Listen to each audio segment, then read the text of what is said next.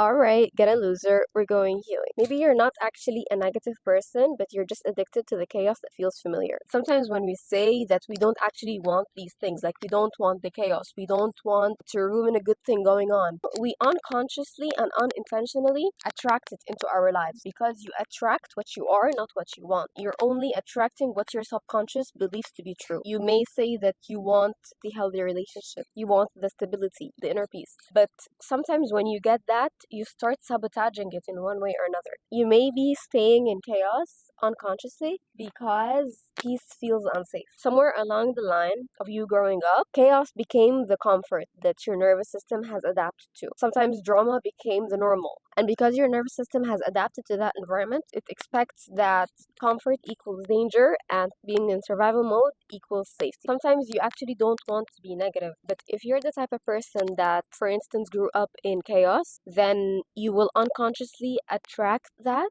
Sometimes you're not able to just sit still. Maybe sitting and reading a book may feel boring to you. Happiness feels like it's fake. You might even get into a healthy relationship where you're really happy and it seems suspicious to you. Like you're waiting for the next bad thing to unfold. If you're having a good day and things are working out perfectly for you, you might feel that you're just waiting for the catch, like what's gonna happen next. And your brain does not really care about what's good or what's bad. It just cares about what it has been adapting to all its life, what feels familiar.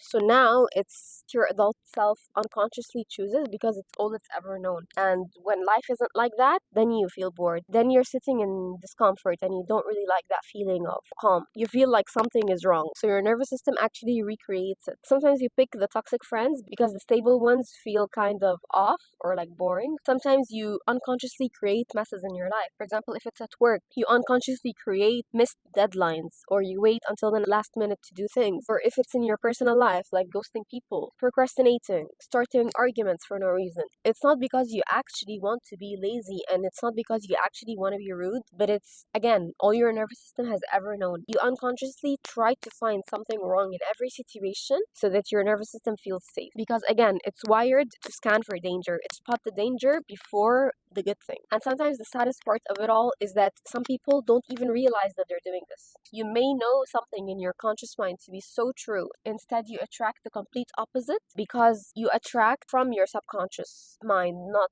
your conscious mind. But just because you grew up in chaos, it does not mean that you have to continue living in it for the rest of your life. You coped at the time that you needed to, and you were in survival mode at the time that you needed to be. But now you can totally flip the script and just change it for yourself because you deserve the soft love and you deserve the inner peace and you deserve the stable friendships and have everything that you've ever desired in life. Because at the end of the day, peace is your birthright. It's not boring, it's not fake, it's not dangerous, but maybe you just don't recognize that yet. When your nervous system has been stuck in fight or flight mode for years, it's going to take some time to get out of that and to rewire your subconscious mind onto better. This is why change can be really hard for a lot of people because once you try to introduce something new to your nervous system or to your brain, it panics. It gives you the feeling that, like, wait, hold back, like we're in danger. And this is why you don't go through with that change. But if you just persist a little bit, know that you're just reacting based on your fears and based on past trauma, understand your triggers like that, then you will know that this is not actually the real you. You're just operating from a place of fear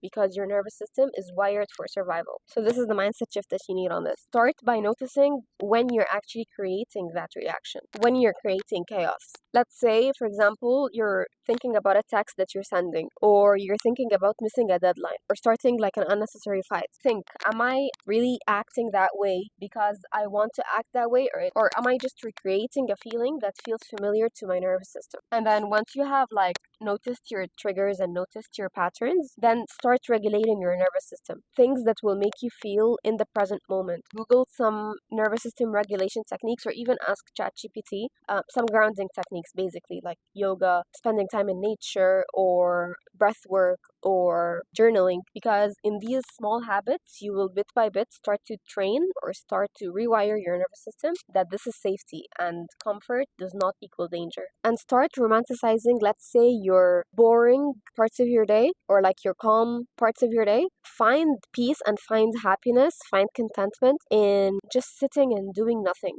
You don't always have to be constantly doing things in order to be productive, in order to be successful. Success is also about regulating your nervous system. Calm environments, calm people, like that morning where it's just you and the birds and the breeze. Go outside to spend some time in nature and just really sit in that environment, ground yourself in it, and try to limit the environments that you are being overstimulated in, like high stress environments and, like, for example, social media where you're constantly being overstimulated, because sometimes you're actually doing that to create that feeling of chaos, because for your overstimulated brain, the more the merrier. Finally, and most importantly, make sure that you also practice some inner child healing practices.